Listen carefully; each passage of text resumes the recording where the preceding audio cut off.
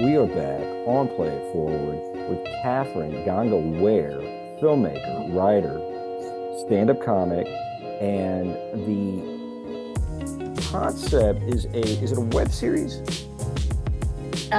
Could be for now. Originally written as like a true pilot, so a TV Okay. run. Okay. So some sort of serial episodic package of a title is not flexible. Kathryn, thanks for being on the show. Would you like to please introduce yourself and your project in any way prior to starting? Sure. Thank you for having me. Excited to be here on Play It Forward. My name's Kathryn. I am indeed a writer, film and TV maker, as well as a stand-up comedian, and acted both in my series and have acted in some other stuff as well. So, yeah, the concept for not flexible. It's a visual representation of, I'm a yoga teacher. I know you mentioned you have done some yoga teaching. Likewise, I'd yes. say yeah, it's a representation. I feel like it's a fair representation of all of the beautiful intricacies and yet latent hypocrisies that Yeah, exist in our world, right? And we could yes. call it in our business, in our industry, in our, spirituality, and some people consider yoga a religion, right? Yeah. So it's just I could call it like an expose, but it's not intended to really like tear it down. It's just to talk about it honestly. And that's awesome. I'm so glad that you made that point. A lot of people like get threatened by talking about, dissenting opinions and the discourse is what matters, right? We can have dissenting opinions, we'll reflect, maybe we'll change our minds. It doesn't have to be in the moment, but the discourse is so important and pointing out what's going on. And yoga, yes, has these it has Vedic roots. The asana practice is just one of the 8 limbs of yoga. It is a Right. spiritual practice, right? That's what it is. And yet there has been, a huge business around it in the West, and rightfully so, because asana feels awesome and people want to do it. And there's a whole like this Americanized culture around it that um seems in a lot of context to have overlooked or left out the real like meat of what this is all about and how it really can be transformative. So on the one hand, it is wonderful because people are, dipping their toes in it. On the other hand, there's this, kind of mock, funny, hypocritical kind of world around beauty and yoga pants and wearing yoga pants to pick up your kids, which is, what a buddy of mine told me. He has his kids in like some private schools, and he's like, yeah, all the moms have, tights and whatever.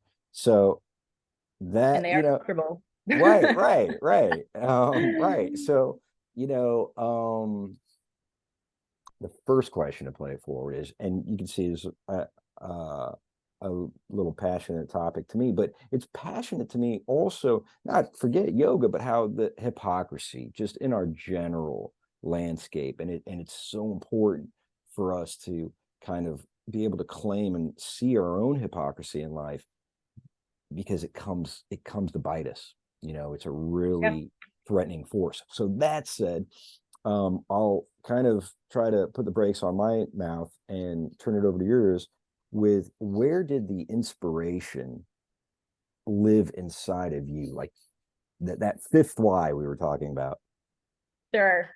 I mean, I was talking with somebody about this last night. I think, to make this a comedy that like has existed in me forever. Someone was asking last night after a gig, like, how do you know, that you want to make jokes and that you want to write jokes and that you want to do any of this? And I think just like some people are inclined toward like math and science, some of us are our own mental illness is inclined to not help but make everything into a joke, everything especially traumatic and difficult, frankly. So I've obviously endured my, share of micro and macro traumas like everyone else in this uh, world together, right? And I would say the inspiration for Not Flexible truly did stem from that. I was a yoga teacher full time for, Wow. on and off 10-ish years, probably full time more like 5, and I still teach now. Yeah. Yeah.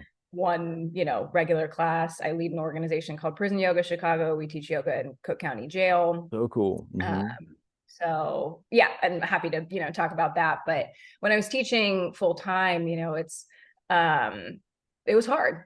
It was hard. I loved the practice. I felt so lucky, because I do believe most success is a combination of luck and hard work, right? Like I was hustling. I was doing the work. I was teaching classes at 6 a.m. all the way through 9 p.m. All through the day, doing privates, doing prenatal. I was teaching kids classes. I was teaching all the shitty classes at the studios just to get the good classes, to get the big fun playlisty ones at 6 p.m. that are sold out.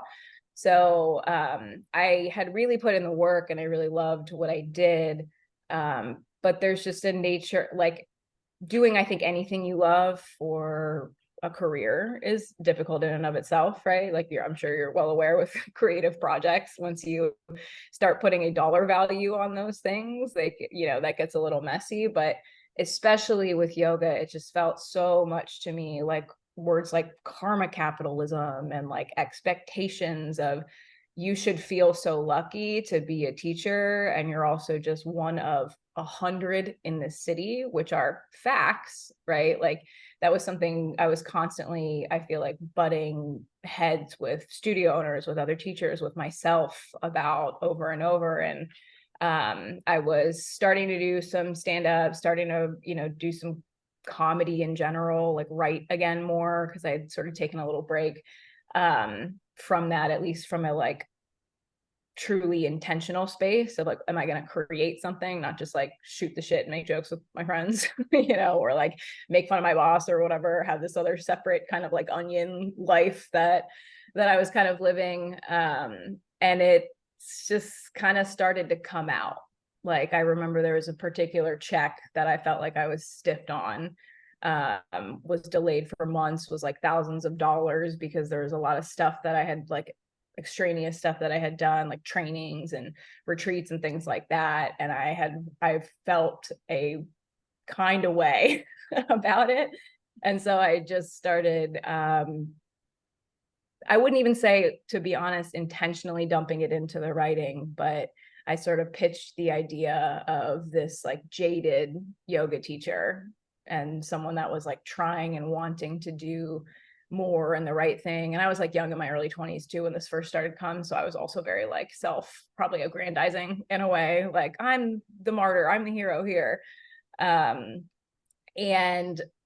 it got pretty good feedback, I guess, in general, like receipt, because everyone, I feel like, can both understand that, like you don't have to be a yoga teacher to understand like what money does to the love of anything, right, and any passion. But also everyone, I think in the US to a degree, especially at least in like urban areas, can see the yogification of exercise, of white women, of like, yes, we're sort of trying to step out of those lanes and create something bigger and broader now, I think, in post-COVID. Like I think that studios that have survived really do something unique, or really try to stay true to yoga. But yoga's everywhere, right? Like you said, yoga pants are everywhere at the very least. So it's in the conversation, and no one had done it yet.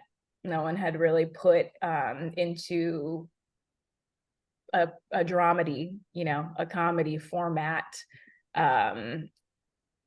this kind of discussion. And that's not entirely fair. Like I've seen a couple, clips here, an episode of a show here, or a small other, film or something here or there. But I felt like what I was trying to do and say, which was make light of something that, again, I feel very personally connected to and love, right? And love and really, really believe in, is frankly one of the only ways to adjust and change the human psyche and behavior, like that I truly, truly believe in, but have a lot of beef with.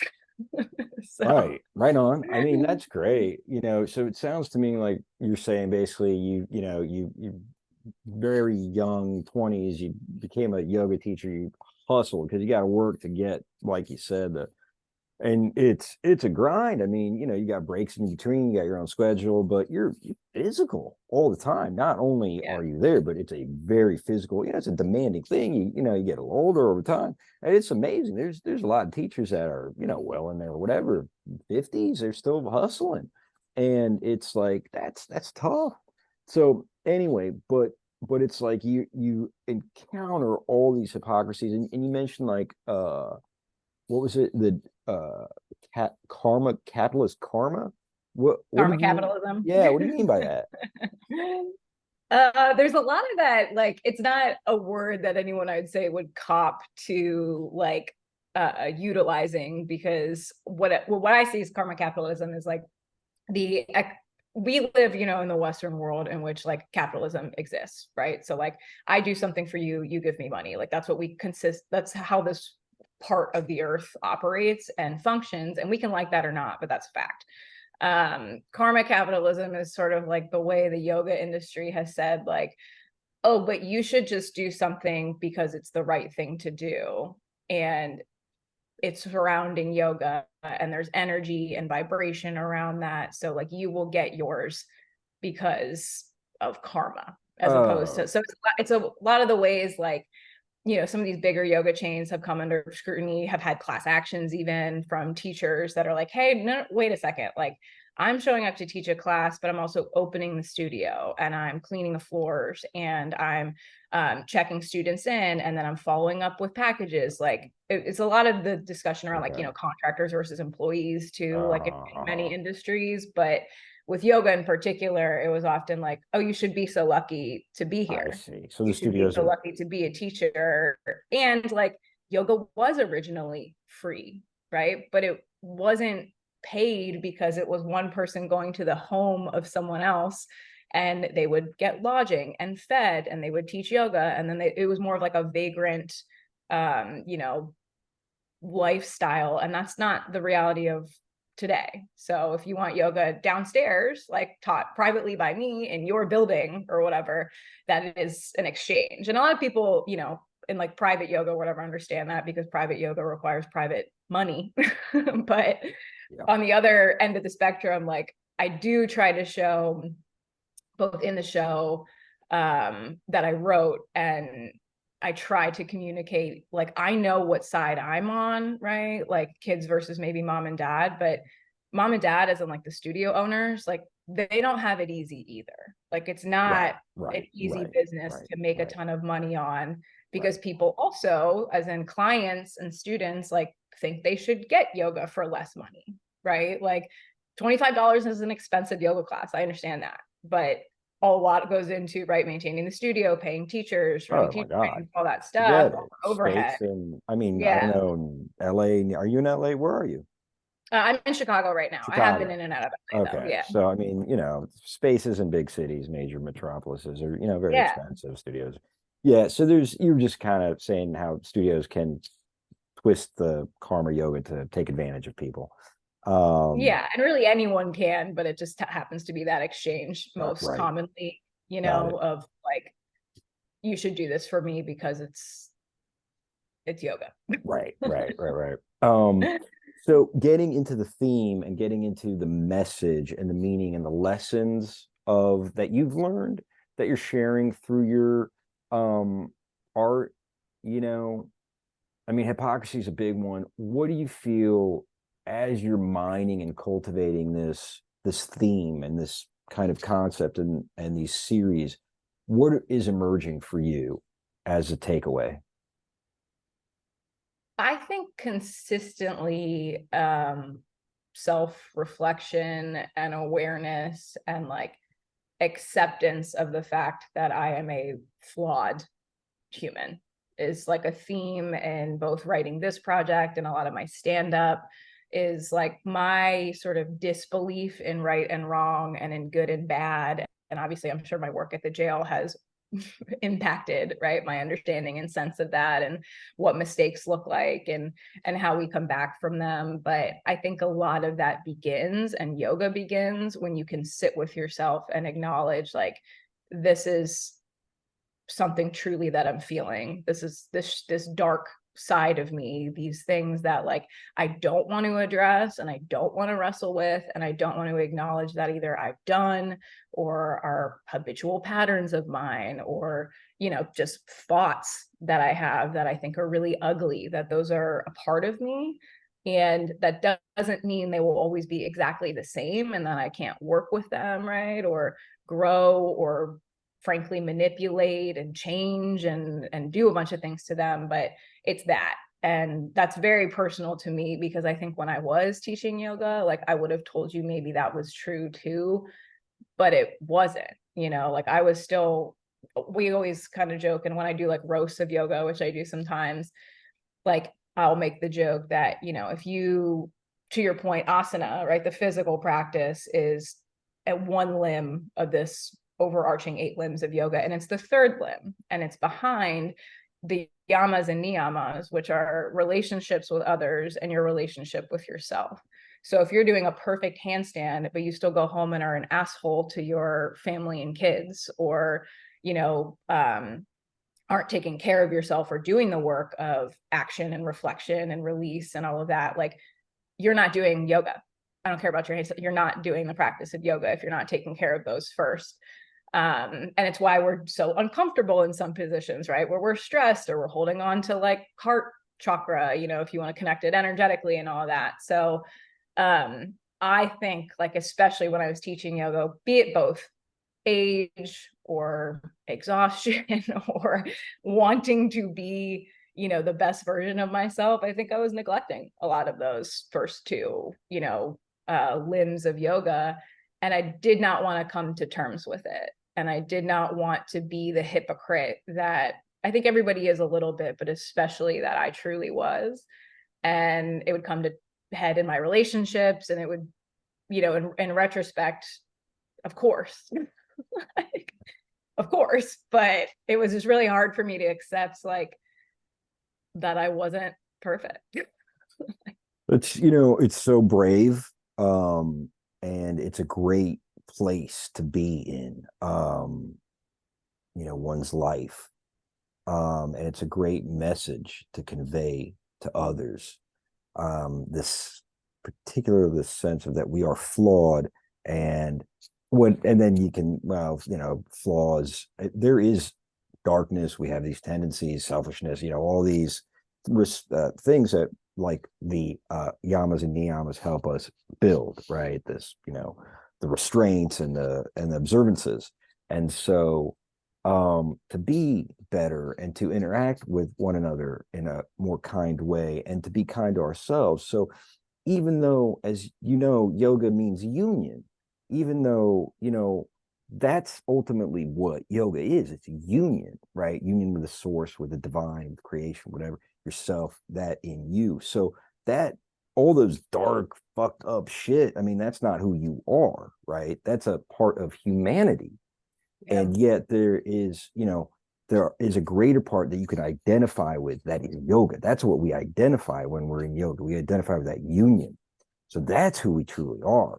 So I think the message that you're saying is, it's so important to look at all those little granular hypocrisies. I remember my yoga teacher, it was like, if you hear, I think he said that, maybe not, whatever, I think it was him. If you overhear a conversation that's not meant for you, it's stealing, right?